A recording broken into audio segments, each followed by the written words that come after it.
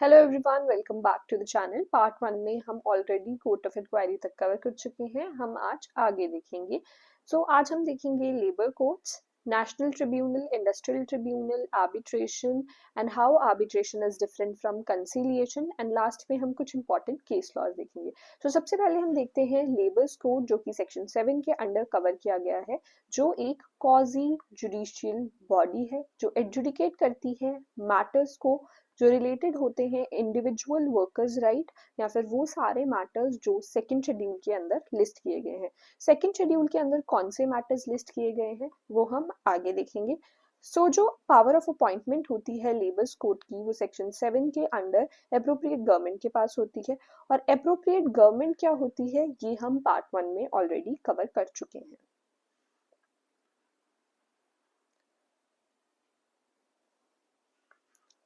So the constitution of a labor's code should be notified in the official gazette. So जब भी एक labour code को constitute किया जाता है तो ऑफिशियल गैजेट में नोटिफाई करना होता है अप्रोप्रिएट गवर्नमेंट को। उसके बाद हम फंक्शंस ऑफ लेबर्स कोड देख लेते हैं। सबसे पहला फंक्शन है कि एडजुडिकेट करना इंडस्ट्रियल डिस्प्यूट्स को जो रिलेटेड हैं उन मैटर्स से जो सेकंड शेड्यूल के अंदर मेंशन किए गए हैं, या फिर वो सारे फंक्शंस को परफॉर्म करना जो इंडस्ट्रियल डिस्प्यूट एक्ट के अंदर असाइन किए गए हैं लेबर्स कोड को। अब हम देखेंगे कि मैटर्स कौन से स्पेसिफाई किए गए हैं सेकंड शेड्यूल के अंदर। सबसे पहले the proprietary or the legality of any order, basically the standing order we are talking about.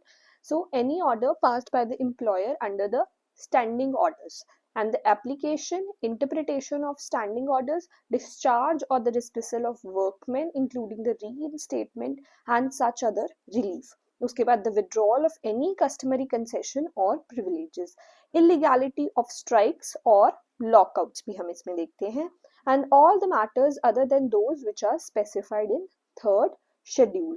Third schedule के अंदर जो मैटर्स फॉल करते हैं उनको छोड़कर बाकी सारे मैटर्स सेकंड शेड्यूल के अंदर फॉल करते हैं।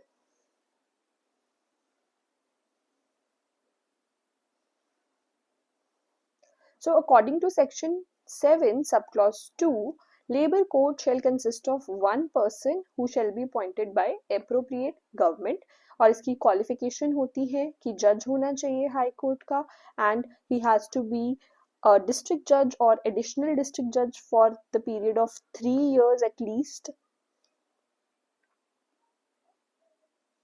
Then he has held the judicial office in India for not less than 7 years, or he has been the presiding officer of the labor's court for not less than 5 years, and has been a deputy chief labor commissioner central or the joint commissioner of the state labor department, and having a degree in law and at least 7 years of experience in labor department, and after having acquired degree in law he has been in conciliation for 3 years at least, and this has been added by 2010 amendment, and he has to be an officer of Indian legal services in grade 3 with 3 years of experience in that grade.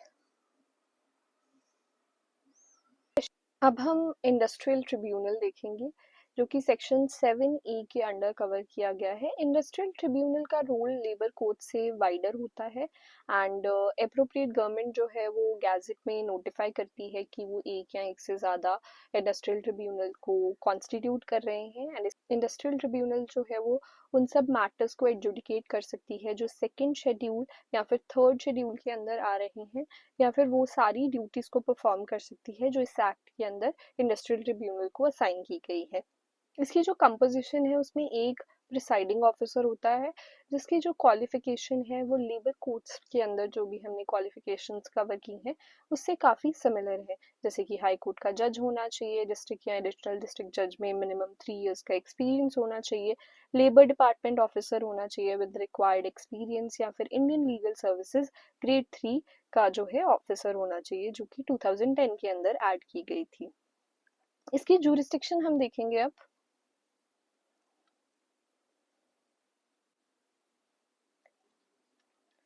Industrial dispute की हम jurisdiction देखेंगे state या central government decide करती है jurisdiction. Tribunal अपनी jurisdiction decide कर सकता है, लेकिन हाई कोर्ट्स जुडिशियल रिव्यू कर सकते हैं इंडस्ट्रियल ट्रिब्यूनल के डिसीजन की। इसके अंडर एक केस लॉ देखेंगे हम लोग, Mukund limited versus staff and officers association 2004।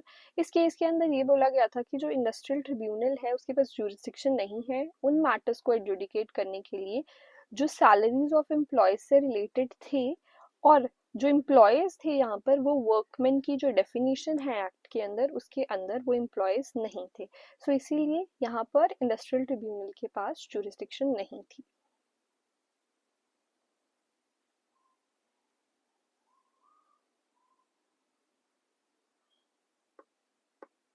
अब हम नेशनल ट्रिब्यूनल देखेंगे जो सेक्शन 7B के अंडर कवर किया गया है। ये भी एक क्वाजी जुडिशियल बॉडी है जो सेंट्रल गवर्नमेंट एस्टैब्लिश करती है to adjudicate the industrial disputes जिनके अंदर नेशनल इंपॉर्टेंस के क्वेश्चंस होते हैं या फिर एक से ज़्यादा स्टेट्स को जो मैटर्स इफेक्ट करते हैं।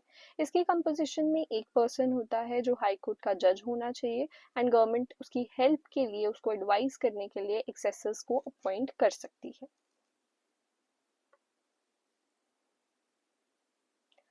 डिस्क्वालिफिकेशन देखेंगे प्रिसाइडिंग ऑफिसर्स की, चाहे वो लेबर्स कोर्ट का हो, चाहे ट्रिब्यूनल का हो, या फिर वो नेशनल ट्रिब्यूनल का हो।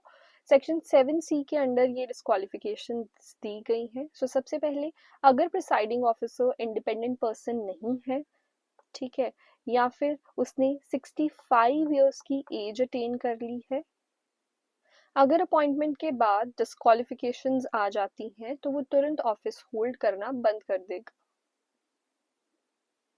अब हम आर्बिट्रेशन देखेंगे जो कि सेक्शन 10A के अंडर कवर किया गया है।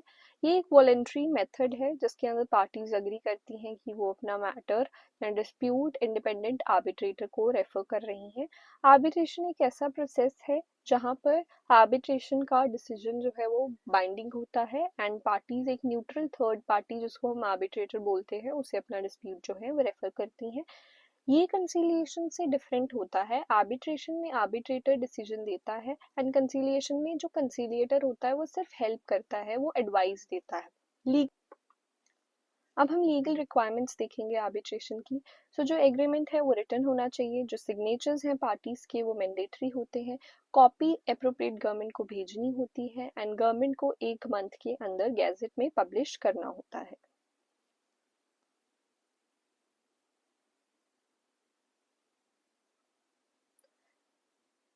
अगर इनमें से कोई भी नॉन कंप्लायंस हो रही है, कोई भी कंडीशन, तो जो अवार्ड है वो इनवैलिड हो जाता है। अब हम एक केस लॉ देखेंगे। केस है करनाल लेदर कर्मचारी संगठन वर्सेस लिबर्टी फुटवेयर कंपनी 1989 का। इसमें ये बोला गया था कि जो एग्रीमेंट है उसको पब्लिश होना मैंडेटरी है before deciding merits, otherwise the award will be फेटल।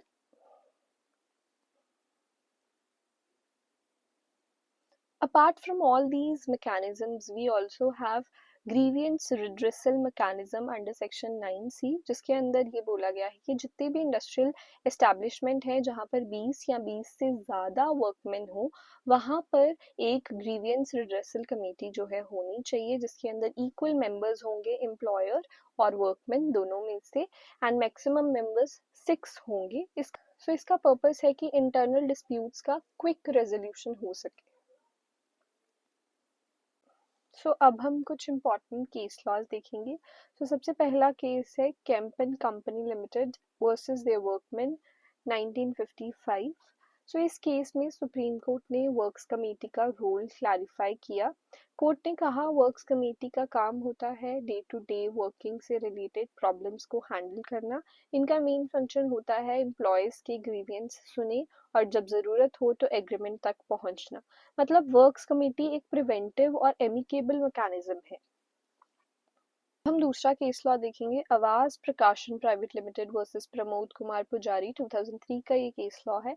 इस केस में एक जर्नलिस्ट को रिट्रेंच कर दिया गया था और लेबर कोर्ट ने जर्नलिस्ट के फेवर में डिसीजन दिया था। लेकिन सुप्रीम कोर्ट ने कहा कि जर्नलिस्ट इंडस्ट्रियल डिस्प्यूट एक्ट के अंडर गवर्न नहीं होते बल्कि एक सेपरेट लेजिस्लेशन के अंडर आते हैं, इसलिए लेबर कोर्ट के पास जुरिस्डिक्शन नहीं है कि वो जर्नलिस्ट के रिगार्डिंग डिसीजंस ले सकें या एडजुडिकेट मैटर्स को कर सकें। तीसरा केस है JK iron and steel company Kanpur versus iron and steel Mazdoor union AIR 56 SC 231। इस केस में सुप्रीम कोर्ट ने ट्रिब्यूनल्स के स्टेटस पर कमेंट किया। कोर्ट ने ऑब्जर्व किया इंडस्ट्रियल ट्रिब्यूनल्स रेगुलर कोर्ट्स के बराबर नहीं होते एंड ये केस एग्जाम में often tribunal versus court difference के लिए पूछा जाता है। फोर्थ केस लॉ है Indian mining association and others versus कोयला मजदूर पंचायत एंड अदर्स। इस केस के अंदर कोर्ट ने प्रिंसिपल्स ऑफ नेचुरल जस्टिस पर जोर दिया था एंड ट्रिब्यूनल प्रोसीडिंग्स में हर कंसर्न पार्टी को नोटिस मिलना मैंडेटरी है। अगर नोटिस सर्व नहीं होता तो अवार्ड फंडामेंटली इनवैलिड हो जाता है। इस केस में कोर्ट ने ये हेल्ड किया था। हमारा फिफ्थ केस है Brooke Bond India versus YK Gautam AIR 1973। इस केस के अंदर एक प्रोबेशनर को बिना रीजन सर्विस से हटा दिया गया था। सो कोर्ट ने कहा चाहे कॉन्ट्रैक्ट प्रोबेशन के दौरान टर्मिनेशन अलाउ करता है फिर भी ट्रिब्यूनल इंटरफेयर कर सकती है अगर टर्मिनेशन मालाफाइड है, विक्टिम को विक्टिमाइजेशन किया जा रहा है या फिर अनफेयर लेबर प्रैक्टिसेस हो रही हैं।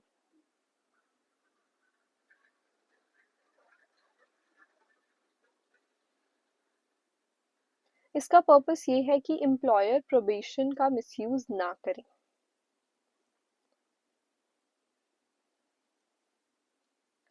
इंडस्ट्रियल डिस्प्यूट्स एक्ट 1947 को कंक्लूड करने के लिए हम ये कह सकते हैं कि इनफॉर्मल मैकेनिज्म से लेकर फॉर्मल एडजुडिकेशन तक सब कवर करता है इंडस्ट्रियल डिस्प्यूट एक्ट एंड इस एक्ट का मेन एम है इंडस्ट्रियल पीस मेंटेन करना, डिस्प्यूट्स को पीसफुली रिजॉल्व करना और एम्प्लॉयर और एम्प्लॉयज दोनों के राइट्स को प्रोटेक्ट करना। Thank you for watching this video. Please